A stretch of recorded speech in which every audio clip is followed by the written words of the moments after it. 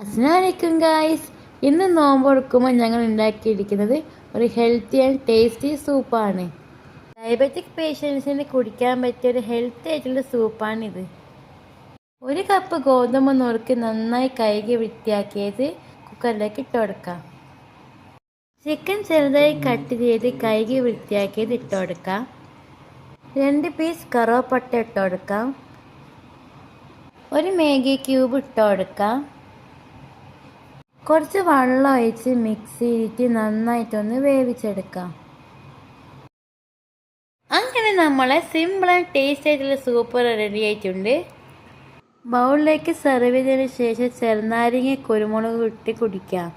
നോമ്പ് തുറക്കുമ്പോൾ ക്ഷീണം മാറാനായിട്ടുള്ള നല്ലൊരു സൂപ്പാണ് ഇത് കേട്ടോ. എല്ലാവരും ഒന്ന് ട്രൈ ചെയ്ത് നോക്കണം. വീഡിയോ ഇഷ്ടപ്പെട്ടാൽ ലൈക്കും ഷെയറും സബ്സ്ക്രൈബ് ചെയ്യാൻ മറക്കല്ലേ. ഇൻഷാ അല്ലാഹ് മറ്റൊരു വീഡിയോയുമായി വീണ്ടും കാണാൻ വേണ്ടിത്തേക്കും അസ്സലാമു അലൈക്കും.